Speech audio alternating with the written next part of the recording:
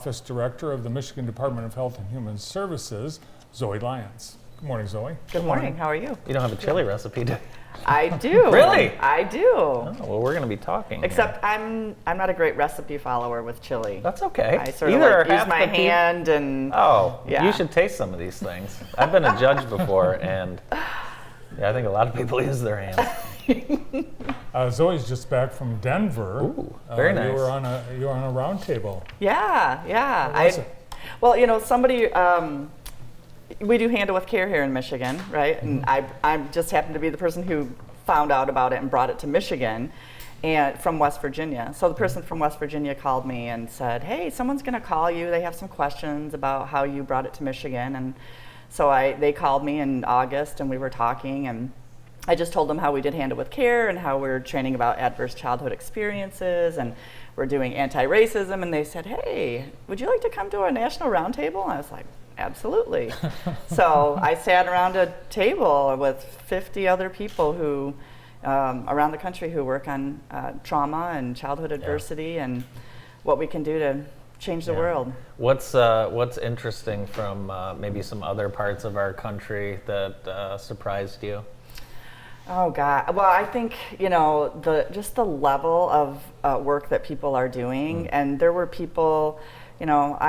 I'm a bachelor's level state person, in government, but we had psychiatrists and psychologists and medical doctors, and then people who work in the court systems. It's just sometimes you feel like you're kind of in it by yourself when you're just kind of plugging away here locally, but just to realize that we're not alone and there's lots and lots of people around the world who care about this is great. Well, welcome to our roundtable. Thank you. And earlier this week, President Biden declared the pandemic was over. The state has said that the public health emergency is over. So what does that mean for families who are on, say, Medicaid and food assistance? He did say the pandemic is over, and so that really is telling us that the official end to the public health emergency is going to be coming soon. So it's still in effect. When it ends, we at the Department of Health and Human Services all over the state will get a sort of a 60-day notice for that to happen. And then for folks on Medicaid, no Medicaid case has closed since the pandemic started, right, because we wanted everyone who might potentially get COVID to have medical coverage. And that's all. I mean, this is Medicaid is a federal program as well, right? So then once the public health emergency ends, everyone's going to start getting letters in the mail from us saying we have to review your case and find out if your case should remain open or if it should be closed. And really, the most important thing first is we want everyone to make sure their address is correct in our system, so that when those papers get sent out, they receive them. They turn back in everything that needs to be turned in, and then we can make that determination. For many people, the case will stay open, but if they don't get those papers and don't turn them in, the case will close. Yeah. And we don't want people to have lapses in their Medicaid coverage. So was there dollars for additional food assistance that will, because of the pandemic, will be coming to an end at that 60-day period? Yeah, so we don't know exactly when that will happen, but yes, every month, and they don't really tell us till the end of the month. Like, I think we just found out that September is going to get the extra benefit, but that will be ending as well. And so for some folks that have been counting on this extra money just to help them get enough food for their family, it's not a lot of money, but it's just a little bit less than $100 extra a month. But that's a lot when you don't have much. Especially with inflation, right. In the grocery store, we keep talking about absolutely. These products that are daily products that are ridiculously priced. So Absolutely. It's tough out there.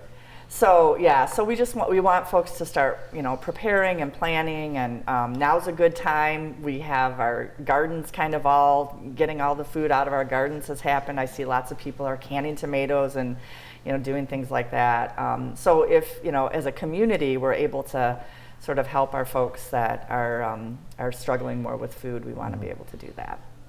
Housing is another issue. The state yesterday said they were hoping that they would have 80,000 new housing starts this year. It's more on the level of 17,000. So the number of new construction housing units is way down. And here in Jackson, we know there's not enough. Right.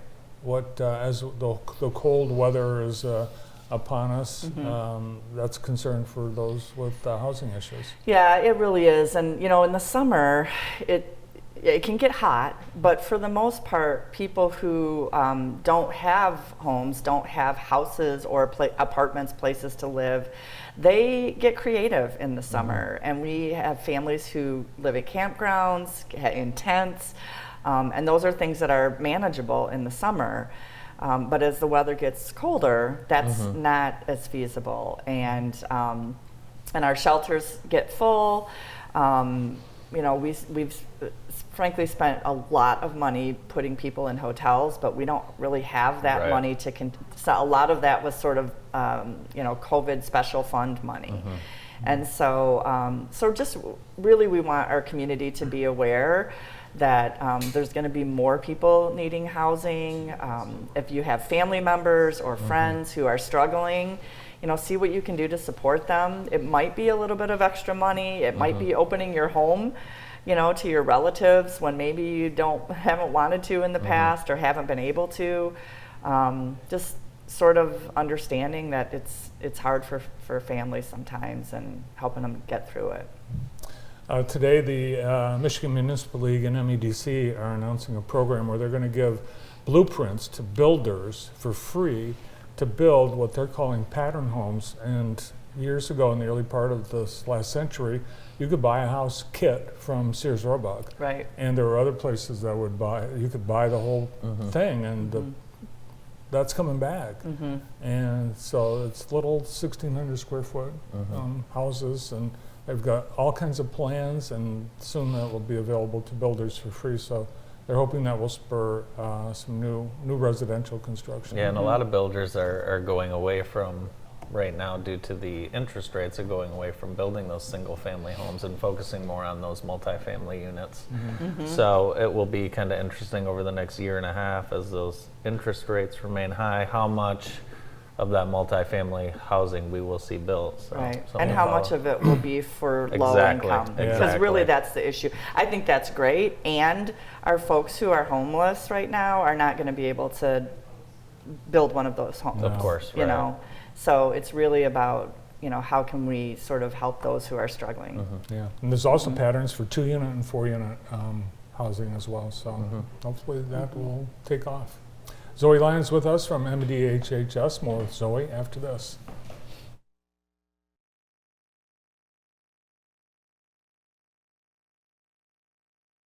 Wilcox Lawn and Landscaping has been proudly serving the southern Michigan area since 1986.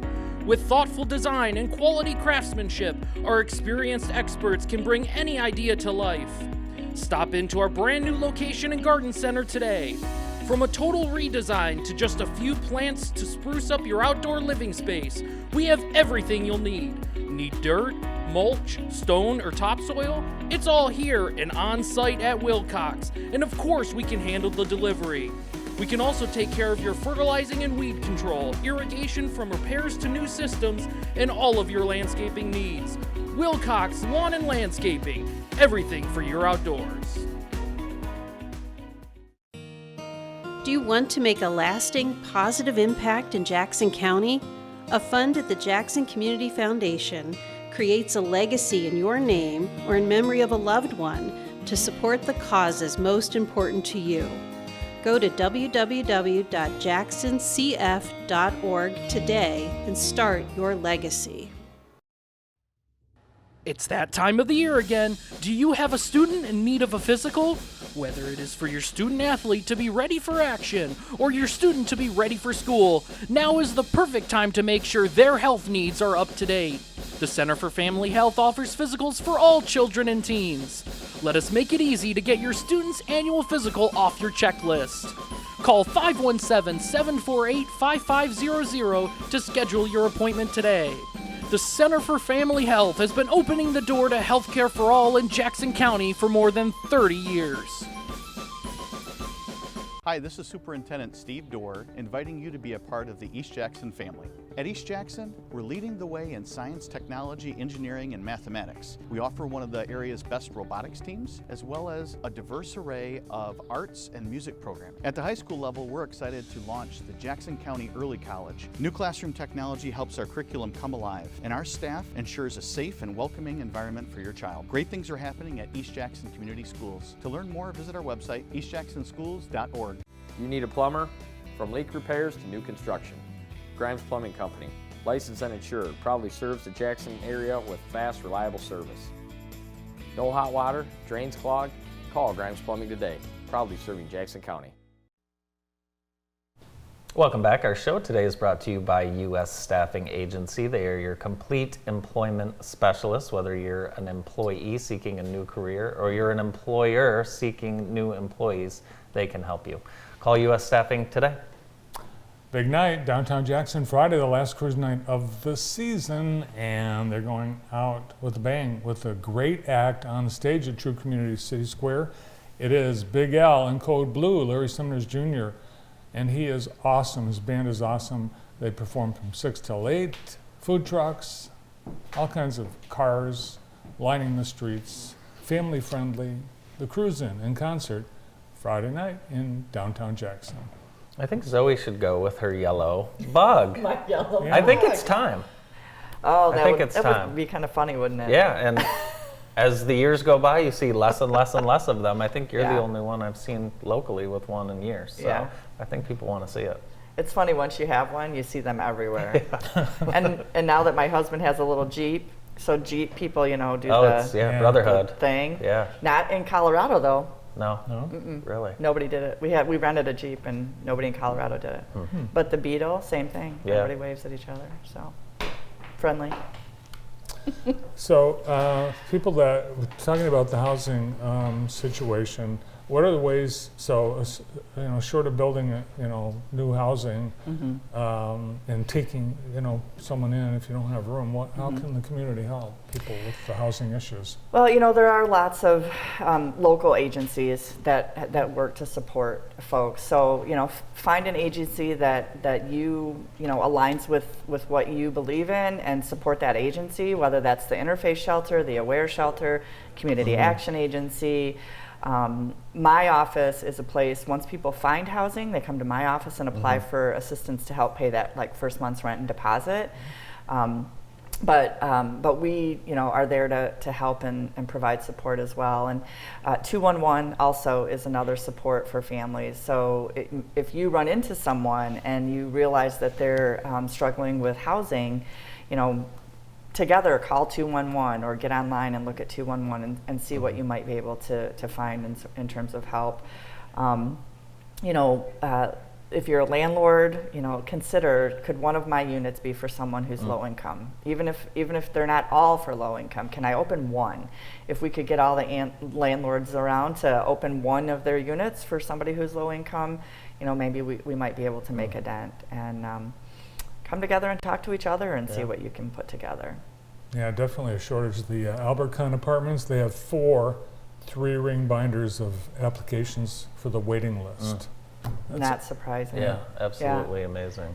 It's awful, and it's not just here. Right. I mean, it's a thing everywhere. And it's hard to know when people need help because as community members, you don't want to stick your nose in too far where you shouldn't. So a lot of times financial help is sometimes the best way to help. And I think it is something that people, they don't share.